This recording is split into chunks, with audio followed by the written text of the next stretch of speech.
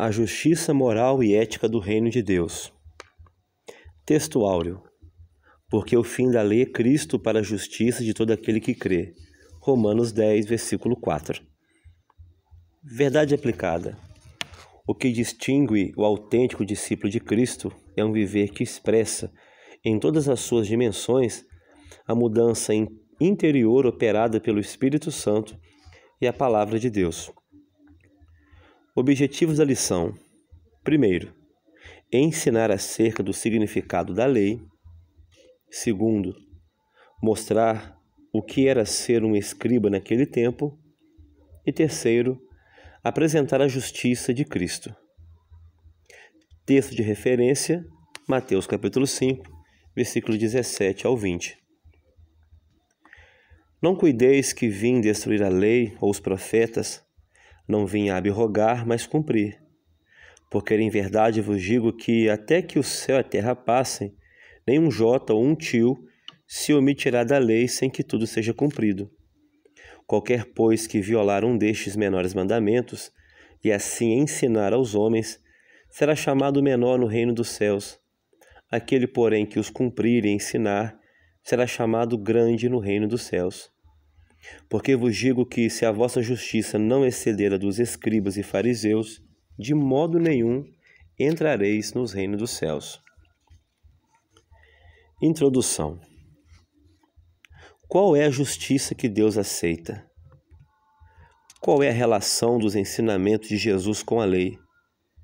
Jesus responde a essas perguntas com afirmações categóricas ao confrontar a interpretação legalista e externa dos fariseus. Capítulo 1. Entendendo os preceitos da lei. Além de estabelecer um novo período na interpretação da lei em Israel, Jesus afirmou que a lei é tão importante que nem sequer o menor detalhe escrito deixará de se cumprir. 1.1. O que é uma lei e para que ela serve? Lei é um sistema de regras que são criadas e executadas por meio de instituições sociais ou governamentais para regular comportamentos. As leis foram criadas para organizar a sociedade e, por consequência, a civilização, estabelecendo o que cada indivíduo poderia ou não fazer. Eram as leis que determinavam o que era certo e o que era errado. Em suma, as leis tentam prevenir ou reprimir certos comportamentos por meio de punição para que haja equilíbrio. Infelizmente, lei alguma pode mudar o coração humano, mesmo com a ameaça de punição, porque o problema da natureza humana não pode ser resolvido por padrões externos. Por isso, Cristo apresentou uma nova forma de vida, onde tudo começa no interior do coração humano. Os escribas e fariseus defendiam uma justiça artificial e exterior, baseada nas interpretações que eles mesmos davam ao mandamento divino. A justiça que Jesus descreve, porém, é verdadeira e essencial. Ela começa no interior do coração de cada seguidor. Jesus foi mais além. Ele apontou a origem de todos os males, o pensamento e vontade dos homens, onde se maquinam e ativam os atos que levarão a cabo. Cristo mostrou uma forma de vida não somente como declarado em sua mensagem, mas na forma em que ele mesmo agiu. Ele mostrou que é possível viver em harmonia com Deus e com os demais. 1.2. O caráter fundamental da lei divina. A lei sempre foi o espelho que protegeu os homens para que não fossem consumidos pela glória de Deus. Devido à natureza pecaminosa do ser humano, este ficou impedido de ter acesso à presença de Deus devido à sua santidade. Foi mediante a revelação da lei que a humanidade teve um conhecimento mais ampliado acerca da santidade de Deus. Nisto entendemos que o pecado não é pecado apenas porque prejudica a sociedade ou um de seus membros ou alguém que o comete. Pecado é pecado porque não se identifica com a santidade de Deus, e tudo aquilo que não tem vínculo com a santidade de Deus é pecado. Visto que os homens só veem o reflexo da glória divina e têm apenas um reflexo de sua santidade, era necessário que Deus lhe dissesse qual deveria ser a sua conduta. Portanto, a lei revelou não apenas a santidade divina, mas também os requisitos de um Deus santo para aqueles que desejam andar em comunhão com Ele. Ser santo é um pré-requisito de todo aquele que deseja aproximar-se de Deus. Ele demanda santidade a todos aqueles que desejam viver para lhe agradar. 1.3 As exigências da lei. A lei continha uma absoluta exigência, de modo que se alguém guardasse toda a lei, mas violasse um mínimo ponto, pela lei era culpado e deveria ser sentenciado. O Dr. Pentecost comentou: ninguém por si mesmo poderia alcançar a santidade de Deus, nem andar nos preceitos divinos de modo que se tornasse aceitável a Deus. Os escribas conheciam perfeitamente as exigências divinas tocantes à conduta dos justos. Todavia, admitiam não poder atingir este padrão.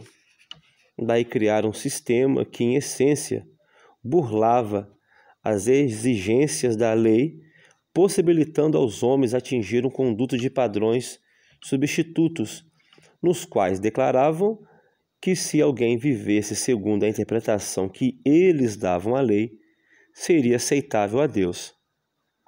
Mas eram fardos pesados que nem mesmo eles carregavam.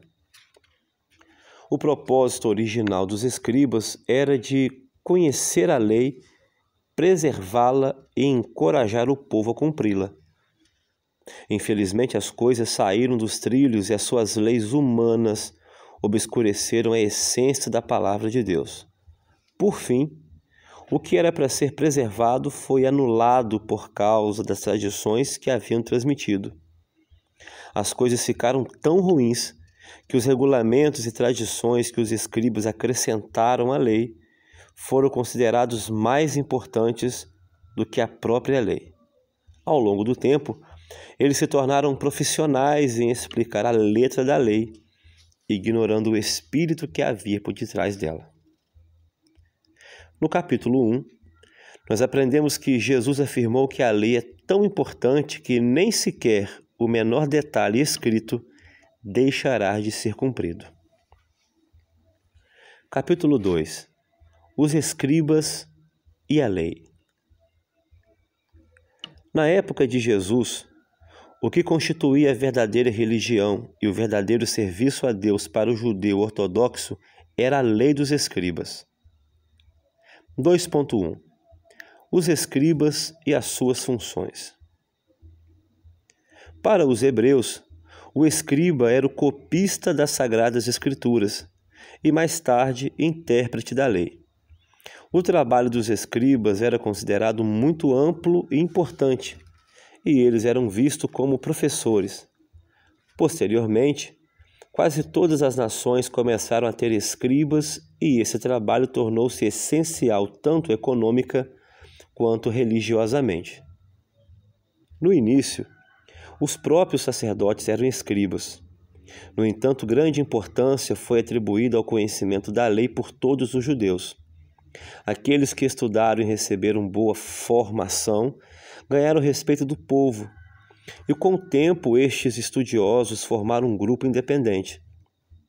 Por esta razão, no tempo de Jesus, a palavra escribas designava uma classe de homens que haviam sido instruídos na lei. Eles faziam do estudo sistemático e da explicação da lei sua ocupação. Eles foram contados entre os mestres da lei ou os versados nela. 2.2 A diferença entre o escriba e o fariseu. Os escribas e fariseus quase sempre são mencionados um ao lado do outro, mas embora os escribas pertencessem ao grupo dos fariseus, eles não eram os mesmos. As principais diferenças entre escribas e fariseus são as seguintes. Os escribas se encarregavam de redigir documentos importantes, os fariseus se encarregavam de representar a nação. Os escribas eram intelectuais encarregados dos serviços de secretaria. Os fariseus conheciam as leis e se encarregavam da instrução oral. Os escribas registravam e mantinham contas financeiras. Os fariseus cuidavam dos negócios. Os escribas davam mais importância ao culto e à intelectualidade. Os fariseus eram ligados à religião e às suas doutrinas. Os escribas geralmente pertenciam à seita religiosa dos fariseus, pois este grupo reconhecia as interpretações ou tradições dos escribas, que com o tempo se tornaram um labirinto desconcertante de regras e técnicas minuciosas. Havia escribas que eram do partido dos fariseus. Os escribas eram os encarregados de elaborar as normas e regulamentos. Os fariseus, cujo nome significa separados, eram os que se separavam de toda atividade comum para dedicar-se a observar todas estas regulamentações e estatutos. 2.3. Os escribas e a interpretação da lei. William Barclay informa que os escribas já estavam em evidência desde o retorno do cativeiro babilônico. Eles, durante muitas gerações, transmitiram a lei de maneira oral, e esta foi conservada de geração a geração de escribas. Para o judeu ortodoxo dos tempos de Jesus, a obediência a Deus envolvia a observância de milhares de regras e estatutos legalistas. Consideravam literalmente estas meticulosas disposições como questões de vida ou morte, que tinham a ver com o seu destino eterno. Eles acreditavam que o que não estava claro na lei deveria estar implícito, e por um procedimento lógico de dedução, criaram milhares de regras, estatutos e regulamentos. Essa era a lei dos escribas. Essa casta de especialistas na lei se dedicou a reduzir os princípios da lei, convertendo-os em milhares de regras humanas.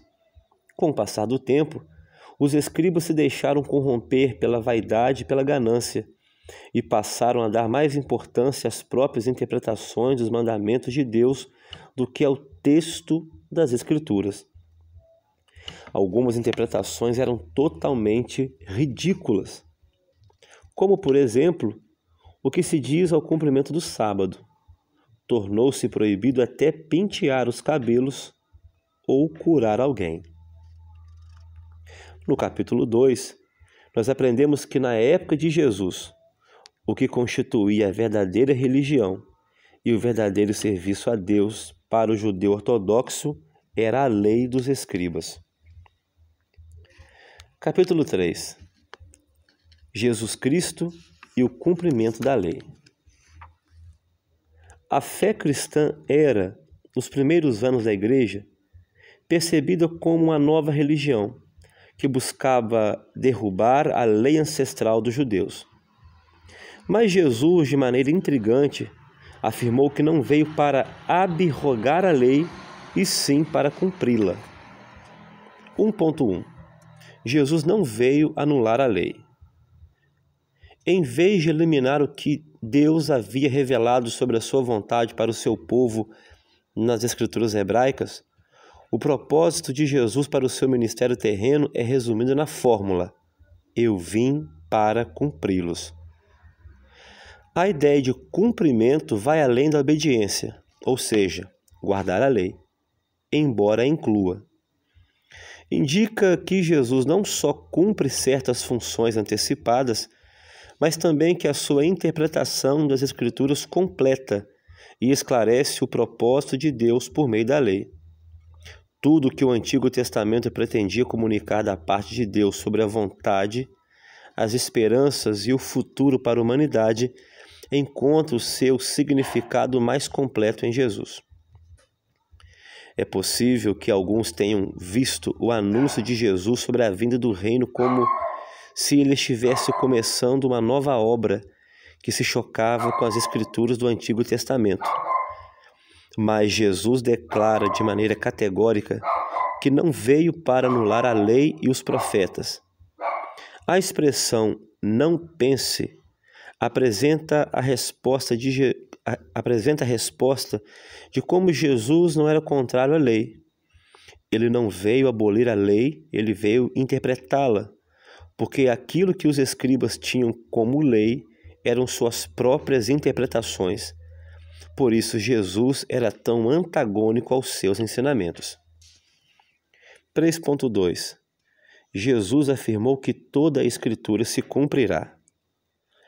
Jesus afirma que, enquanto o céu e a terra existirem, nem um jota, nem um tio passará da lei até que tudo seja cumprido. Ou seja, embora a criação inteira pudesse deixar de existir, o que Deus disse nas Escrituras é muito mais permanente do que isso. Em seguida, exorta seus ouvintes a não violar o mandamento, nem mesmo o menor, seja por ignorância ou egoísmo, interpretando mal ou manipulando o significado de um texto vinculativo e ensinando outros a fazerem o mesmo. Este seria chamado menor no reino, enquanto o que cumpre e ensina será chamado grande.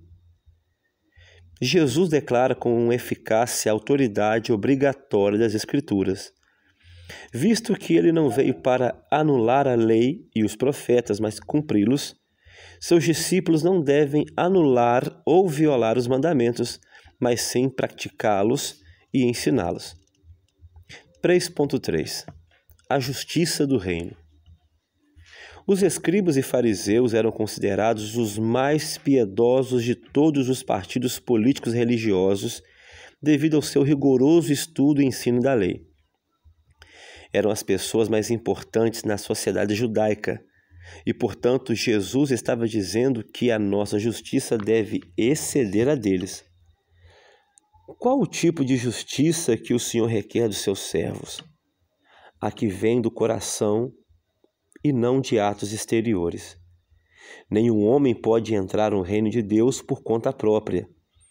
A grande bênção da graça divina é que, através do Espírito Santo, o Senhor coloca sua lei em nosso coração. Somente aquele que experimenta o novo nascimento pelo Espírito Santo tem condições de cumprir tal ordenança. O que Jesus quer mostrar é que a justiça do reino não se baseia no cumprimento de normas pré-estabelecidas que devem ser seguidas à risca para se garantir alguma bondade da parte de Deus. A justiça do reino é uma justiça que se baseia somente na fé, e nesse sentido, há uma mudança na perspectiva de seu significado. Justo não é mais aquele ou aquela que se adequa às normas, antes, aqueles que se voltam para Deus e têm as suas vidas transformadas por meio desse encontro. No capítulo 3, nós aprendemos que Jesus não veio para abrogar a lei, mas sim para cumpri-la. Conclusão: Cristo cumpriu o que nenhum outro homem poderia cumprir. Nele fomos justificados, não por obras, mas por seus méritos. Aquilo que era impossível ao homem, agora se tornou possível na pessoa de Cristo. Amém.